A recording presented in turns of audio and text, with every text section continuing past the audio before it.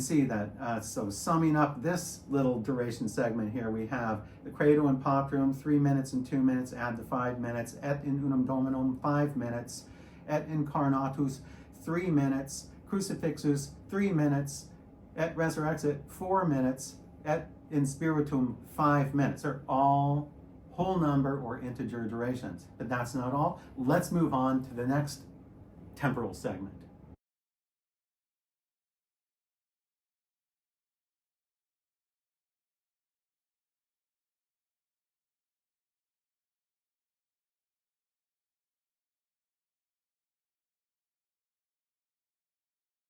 Hello and welcome to this video.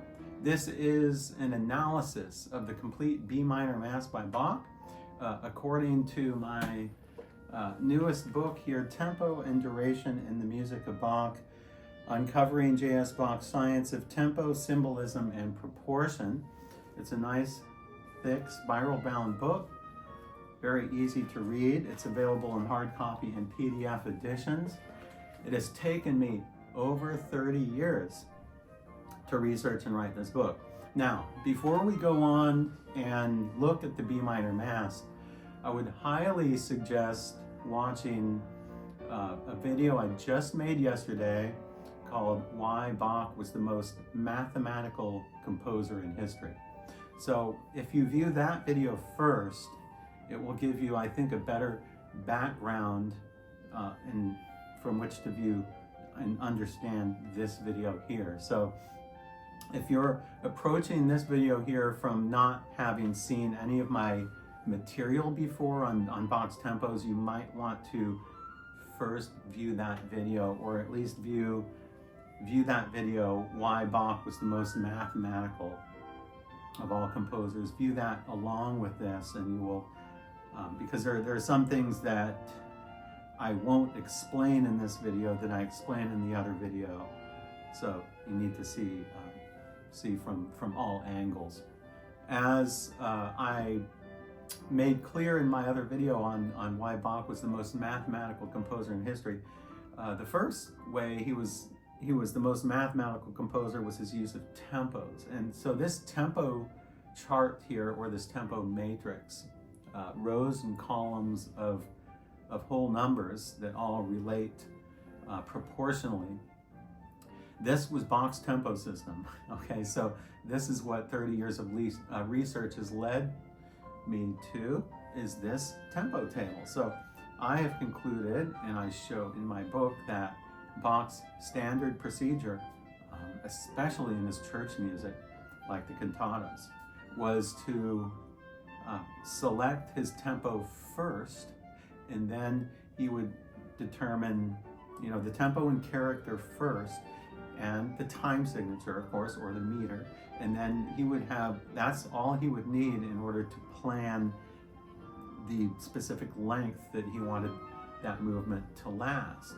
Because in order to plan a certain duration of time, to make a movement last 10 minutes, say, or something like that, and not have it be chance, you have to know your tempo, and you have to know your number of measures or number of bars. So basically what it boils down to is, when we analyze Bach's works, we need to look at two very important things. We need to look at the tempo, or the possible tempo it could be from this matrix of tempos, which was the only tempos Bach worked with. This was his system. He worked with about a dozen speeds on this matrix.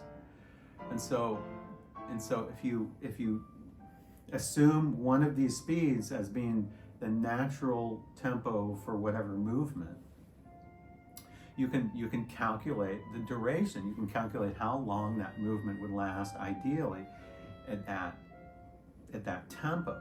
And so what we're doing here is we're playing detective. We're trying to, Bach, we're detectives. Bach is the murderer. He's the suspect. Okay, and we have to find the motive. We have to find the motive. So we're musical detectives. That's what we are. We're musical detectives. So leave your heart at the door. Leave all your emotions of what you have about the B minor Mass at the door. This is all just numbers. It's all just numbers. It doesn't have anything to do with music. This is just numbers. And this is the way Bach planned his music. It's really incredible what he did. So stay tuned and let's go through the entire B minor Mass. I will do a temporal analysis of Bach's complete B minor Mass, and it probably won't take longer than maybe 20 minutes. So stay tuned and we will tackle Bach's great B minor Mass.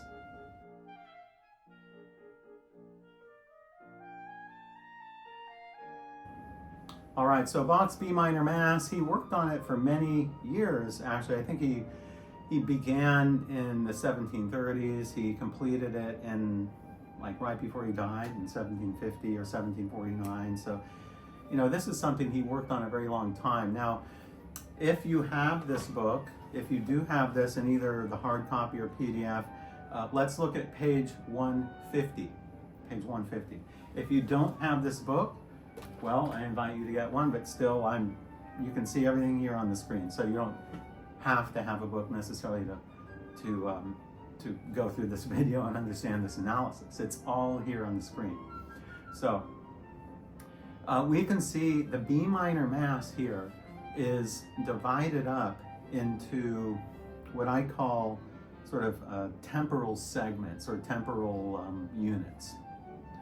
Okay, so my analysis led to this discovery that Bach, you know, in organizing the B minor Mass, Bach thought very much architecturally, like he did in his cantatas. And I show all of that and explain all of that in my book, how Bach thought architecturally when he wrote his works. So Bach was something of a musical architect. In fact, he was more of a musical architect than he was an actual composer, per se. And I explained that in my other video on Bach and being a mathematical composer. So anyway, we see the Mass here, and when you assign the correct natural tempo to each movement, and then this may take some time, but through many years of letting it settle and analyzing and so forth, these are the natural tempos I came up with. So as detectives, okay, here's the rules. So we have to take the tempo matrix here. You may only select one tempo from this matrix for each movement of the B minor Mass. And the result, it must lead to these relationships, because Bach did this in all of his cantatas, all 206 cantatas. So I've proven statistically in this book, through my massive study of Bach's 206 cantatas, I have proven statistically that Bach thought architecturally, and that he wanted, basically it just boils down to three numbers: 1, 2, 3. Bach wanted 1-1 duration ratios. He wanted there's three options. Bach either wanted two movements to be equal in duration, a 1-1, or he wanted one movement to be 2 times longer than another movement, 1 to 2, or another movement 1/2 longer, like 2 to 3 or 3 to 2. So 1-1, 1-2, 2-3. These are pretty much the only duration ratios Bach used in all of his works. It really is astonishing. It really is very astonishing. And I will explain at the end of this video why he did that, why he used those numbers 1, 2, 3, but I don't want to spoil it for us here too early.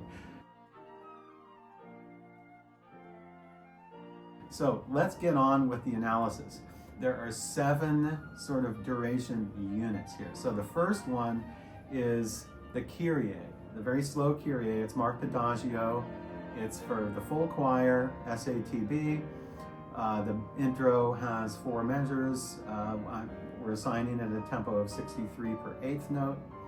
The Largo and Poco piano section, very slow. We're assigning it a 48 per quarter note, which comes to 10 minutes. So if you take, actually 10 minutes and 10 seconds. So if you assume, the adagio of 63 per eighth and then quarter note 48 for the largo, if you assume those things and those are done exactly as is, in its ideal state, it will last 10 minutes and 40 seconds. 10 minutes and 40 seconds. Remember that number. Also remember 10 minutes. Okay, because this tells us that Bach planned, it looks very evident that he planned this Kyrie to last 10 minutes long, or the Kyrie proper without the adagio intro there. So now let's look at the next two movements, the Christe and the Kyrie, which form what I call sort of the second temporal section out of the 7 sections. So the first one was the Kyrie. Now the Christe and in the second Kyrie here form the next sort of temporal unit. The Christe 85 measures of 4/4, the Kyrie 59 measures of 4/2. We're assigning the tempo 72 for each one, 72 per quarter, 72 per half. If you do that nice moderate speed, they're very often done at that speed, nothing iconoclastic here or anything, 72, perfect moderate tempo. Here's the really freaky thing. If done exactly at 72 beats per minute, the Christe and the Kyrie last exactly 8 minutes. Not only that, but the Christe lasts 4 minutes and 48 seconds, and the Kyrie lasts 3 minutes and 12 seconds, or 4.8 and 3.2. And that forms a 3-2 duration ratio. So let's look at this now very clearly with open eyes and open minds. What Bach did here is really amazing. He planned the Christe and the Kyrie to both last 8 minutes long, but not only that, to divide the 8 minutes into a 3-to-2 ratio. It's really amazing. So now let's look at the next tempo segment here, which consists of 5 movements here. No, actually 4 movements. So we have the Gloria, the Laudamus Te, the Gratias, and the Domine Deus. Movements 4 through 7. So we have the Gloria is a chorus for SATB, Laudamus Te, soprano aria, Gratias for SATB, and the Domine Deus for soprano and tenor, a duet. So if you take those 4, now in this chart, I'm including number 1, the Kyrie. So just bypass that for now and just look at 4 through 7. So if you look at 4 through 7 first, you'll see that the Gloria and Et Intera Pax sections there add up perfectly to 6 minutes exactly. 6 minutes exactly. So movement 4 lasts 6 minutes. And now the Laudamus Te, and then that's assuming 56 and 72 for the tempos. Now, assuming 63 per quarter note for the Laudamus Te, that results in a duration of 3 minutes and 56 seconds. 3:56. So it's very obvious here. Bach was planning 63 measures, 1 more measure, so that it would last 4 minutes, so that it would last 1/3 shorter than 6 minutes. So you can see here the Gloria and the Laudamus Te have a 3-2 duration ratio of 6 minutes and 4 minutes. Really amazing what Bach did, but that's not all. When you go to the Gratias, which is the next chorus here, it's in 4/2 time, 46 measures, assigning it a nice sort of slowly moderate tempo of 63, sort of the tempo ordinario kind of speed of 63 beats per minute. it lasts 2 minutes and 55 seconds. This indicates that Bach was most likely aiming for 48 measures, 2 more measures, so that it would last 3 minutes. See, because if there were standalone movements, and you can see here the Gratias is a standalone movement. That means that it's not related to, it's not directly related to any of the other ones. Let's see, so 3 minutes is not related to 4 or 6 minutes because Bach didn't work with those types of ratios. Or actually, it's related to 6 minutes. Yeah, it is. It's half of 6 minutes. But he often would take the ones that aren't related and he would make those whole number durations, like 3 minutes. So it's sort of a standalone movement. But then now going to movement 7, the Domine Deus, the soprano and tenor duet, it has 95 measures of 4/4 time, assuming a tempo of 72, a moderate speed. It lasts 5 minutes and 16 seconds. Well, here's the thing. If Bach had one more measure, 96 measures, it would last 5 minutes and 20 seconds. Well, where does 5 minutes and 20 seconds come from?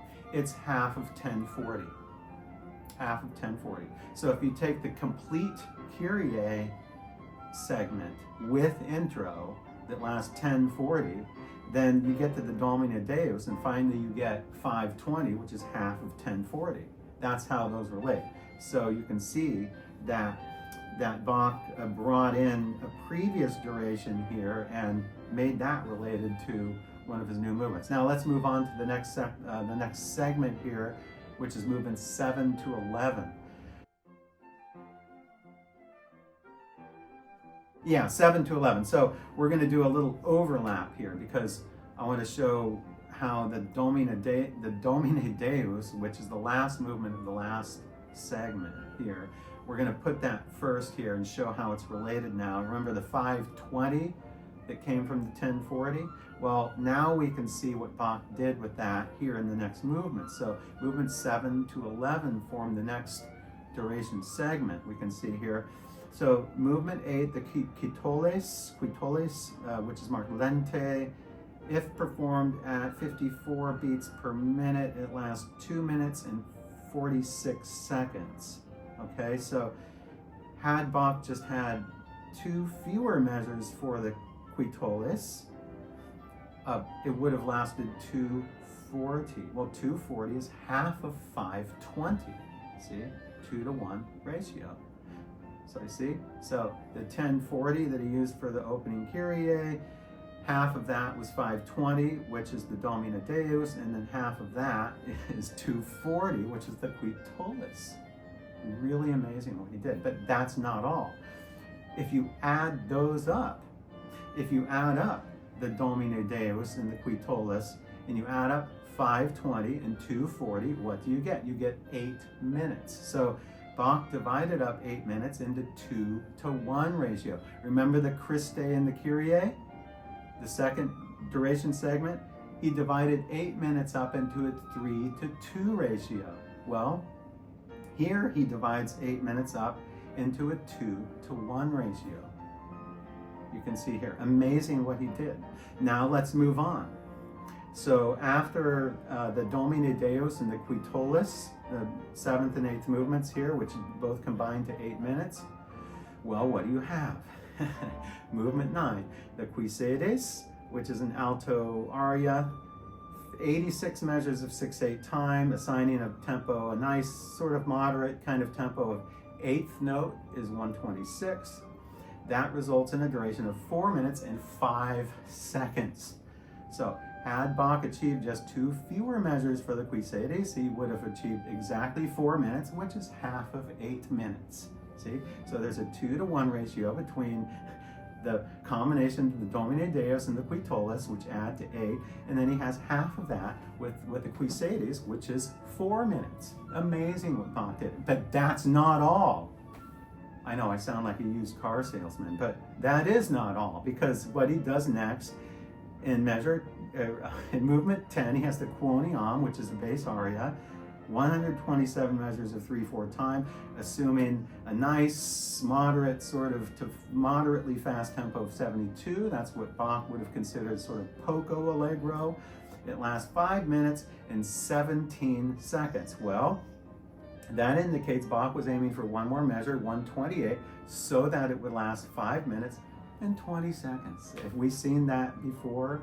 Have we seen that number, 5 minutes and 20 seconds before? Yes, half of 1040, once again. Well, that's not all. One more to go over.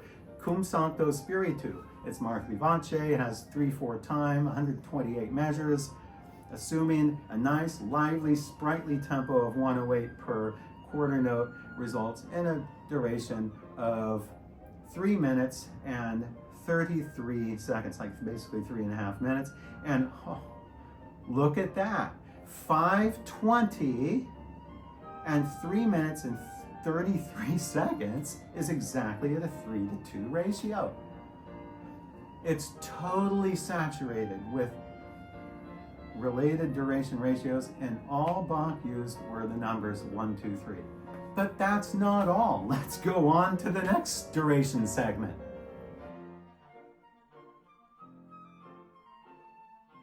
Okay, so now we have 1, 2, 3, 4, 5, 6, 7. Oh, we have 7 movements Bach put in all one big sort of a duration segment here. So let's look at what he did here, beginning with the credo.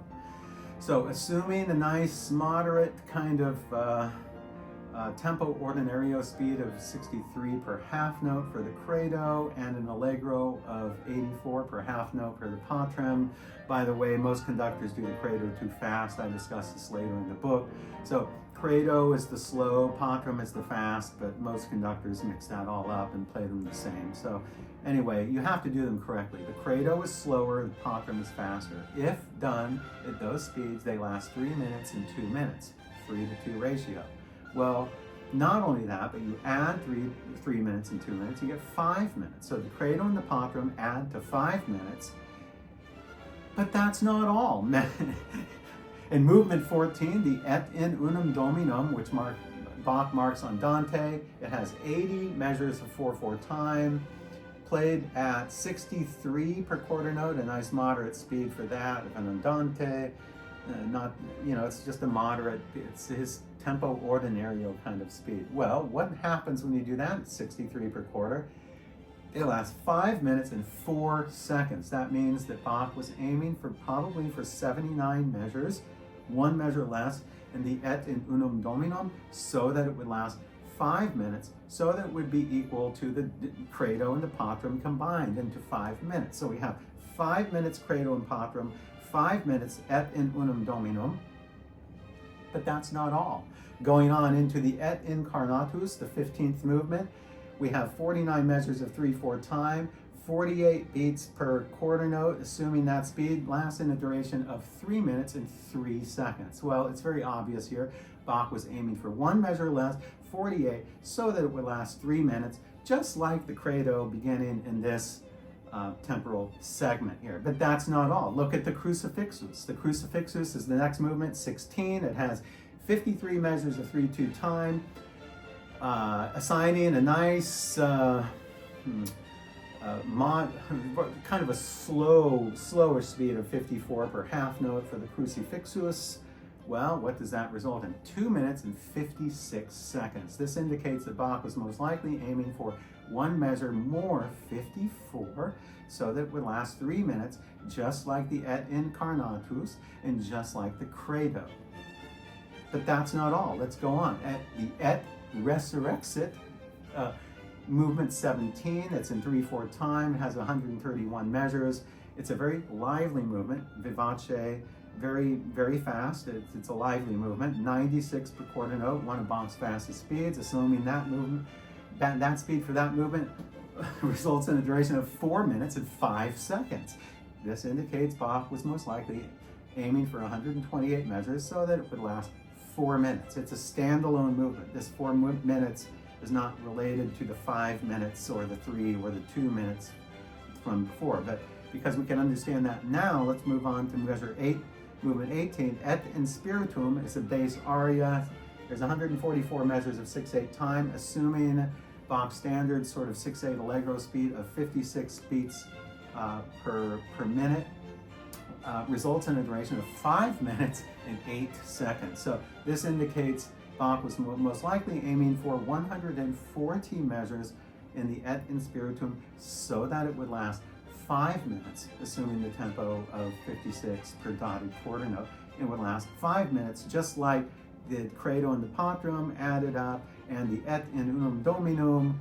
So we can see that, so summing up this little duration segment here, we have the Credo and Patrum, 3 minutes and 2 minutes, add the 5 minutes, Et in Unum Dominum, 5 minutes, Et Incarnatus, 3 minutes, Crucifixus, 3 minutes, Et Resurrexit, 4 minutes, Et in Spiritum, 5 minutes. They're all whole number or integer durations. But that's not all. Let's move on to the next temporal segment. Okay, so the next temporal segment here, or unit, is movements 19 and 20, the Confiteor and the Sanctus. I don't really need to go over this very finely in detail because I spend a lot of time, actually much of my video on why Bach was a mathematical composer, I discuss just this temporal segment. So that's one reason I wanted you to watch that video first. So just to summarize here, in a nutshell, movements 19 and 20 from the B minor Mass, I think, in my analyzing Bach's complete works, I can say with all honesty, this is this temporal segment, or these are the movements that are the most amazing mathematical feat that Bach ever achieved. This is just absolutely stunning. When you look at it mathematically, and it's just amazing what he did here. So the Confiteor has 3 sections. They add up to 636. The Sanctus has 2 sections. They add up to 424. Well, 636 and 424 are an exact 3-to-2 ratio. But not only that, but the 3 subsections of the Confiteor movement relate 312 at 318, 106, 212. If you add those up, of course, they add the 636. And then the 2 subsections of the Sanctus add to, of course, 424, and those are each 212. So it's just amazing. So if you want to know more about the analysis of just this temporal segment, you need to watch my other video.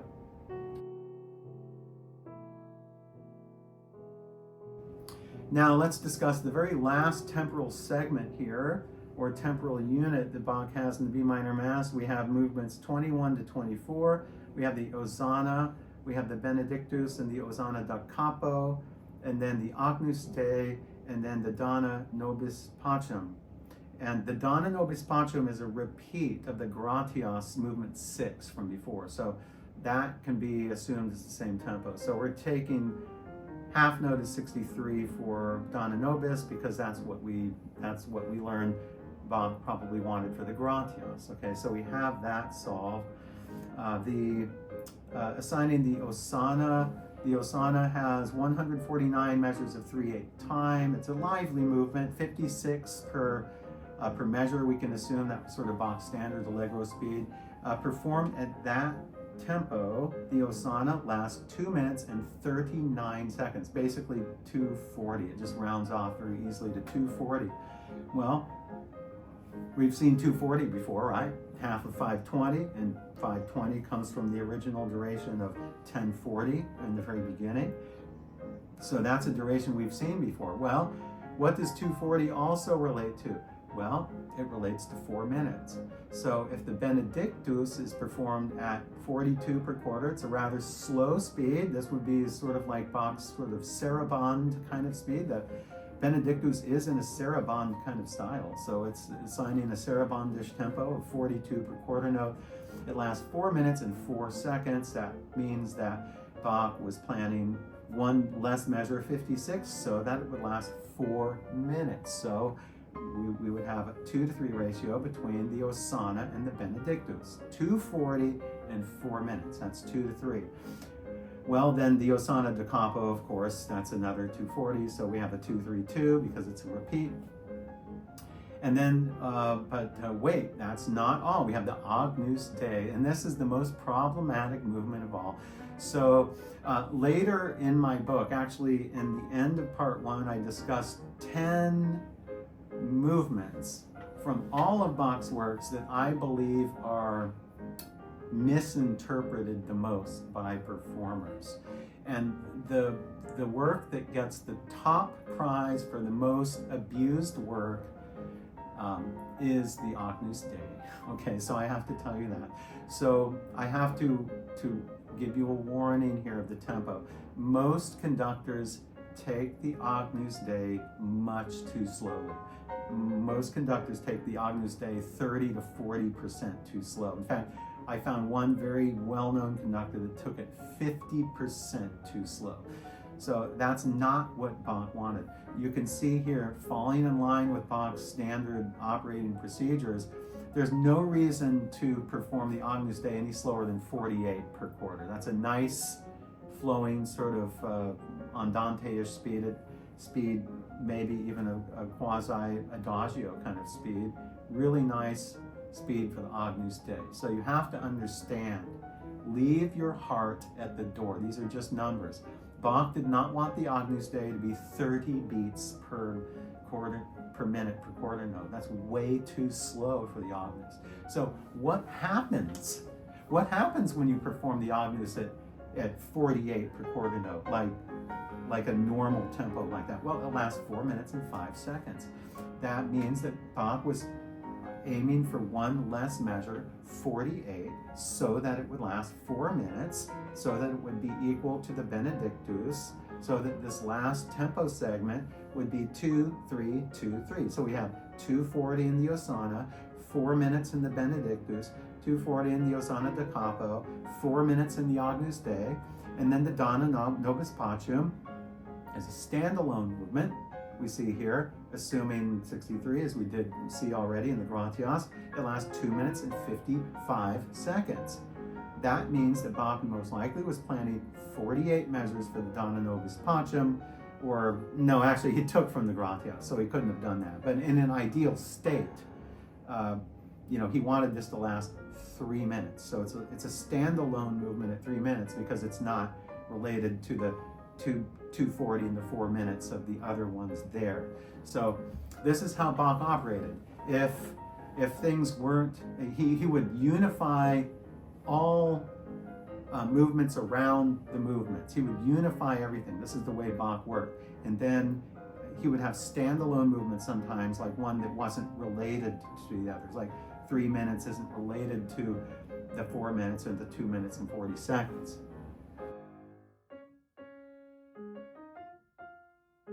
We can see here that Bach unified his whole complete B minor Mass with 3 numbers. 1, 2, 3. 3 numbers. Why would he do that? Do you notice all of these temporal segments, all of them, with no exceptions, they're all the durations, assuming the correct tempo, all of the durations relate in proportional values 1 to 2 to 3. Only those 3 numbers. Only those 3. Bach doesn't use 4, rarely uses 4. Why would he do such a thing? Well, here's why. Because 1 represents the Father, 2 represents the Son, and 3 represents the Holy Spirit. Bach was giving praise to the Christian Holy Trinity in his music. This is why he used the numbers 1, 2, 3. He totally saturated his entire compositional work with the numbers 1, 2, and 3. The entire work of Bach can be reduced down to 1, 2, 3. And he did that to give praise to the Christian Holy Trinity, Father, Son, and Holy Spirit. So I thank you for watching this video. Stay tuned for more videos like this where I will analyze Bach's works and have fun doing it. So thank you.